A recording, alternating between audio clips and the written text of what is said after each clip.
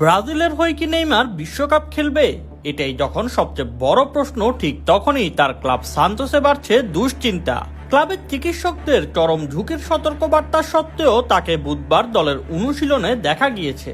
বাম হাঁটুর মেনিসকাসে চির ধরা পড়েছে তার, যা ঠিক করতে প্রয়োজন সার্জারি। অপারেশন করালে চলতি মৌসুমে আর মাঠে নামা সম্ভব হবে না, কিন্তু অবনমনের তলায় দাঁড়িয়ে থাকা সান্তোসের জন্য এই মুহূর্তে নেইমারই সবচেয়ে বড় ভরসার নাম। ব্রাজিলের ঐতিহ্যবাহী দল সান্তোস বর্তমানে ব্রাজিলের সিরিয়াতে পয়েন্ট টেবিলে 17 নম্বরে, অবনমন অঞ্চলের ঠিক উপরে।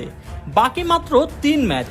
এই অবস্থায় নেইমারের ব্যথা নিয়ে খেলার সিদ্ধান্তকে ঘিরে তৈরি হয়েছে বড় আলোচনার ঝড়। কেননা আসন্ন বিশ্বকাপে পূর্ণ ফিট হওয়া ছাড়া যে নেইমারের জায়গা নেই তা আগেই স্পষ্ট করেছেন 5 বারের বিশ্ব চ্যাম্পিয়নদের কোচ কার্লো আনচেলোত্তি।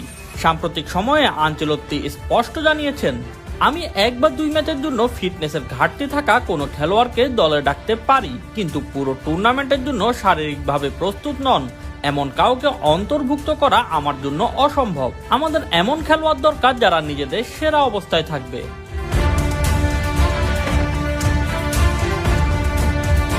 সান্তোসের দলীয় অনুশীলনের ভিডিওতে দেখা যায় নেইমার সতীর্থদের সঙ্গে ট্রেনিং করলেও শারীরিক ভাষায় স্পষ্ট তিনি শতভাগ ফিট নন। অনুশীলনে তিনি শারীরিক ধাক্কা এড়িয়ে চলেছেন এবং বাম হাঁটুতে অতিরিক্ত সাপোর্ট ব্যবহার করেছেন। ব্রাজিলীয় গণমাধ্যম গ্লোবোর তথ্য অনুযায়ী নেইমারের হাঁটুর মেনিসকাসে চির রয়েছে, যা তাকে স্থায়ী ব্যথা দিচ্ছে। চিকিৎসকদের কথায় পরিস্থিতি এমন যে কোনো বড় ধাক্কায় হাঁটুর অবস্থা আরও খারাপ হতে পারে এবং তিনি 2026-এর শুরুর অংশ পুরোটা মাঠের বাইরে থাকতে পারেন। সার্জারি করালে কমপক্ষে 1 মাস মাঠের বাইরে থাকতে হবে, যা সরাসরি তার মৌসুম শেষ করে দিবে। তবুও নিজের প্রিয় ক্লাবকে অবনমন থেকে বাঁচাতে নেইমার হয়তো ঝুঁকিয়ে নিতে চাচ্ছেন।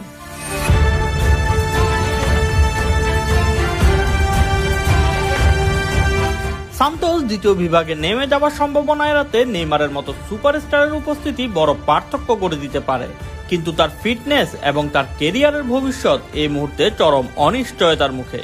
হয়তো এতেই শেষ হতে পারে নেইমারের বিশ্বকাপ খেলার স্বপ্ন।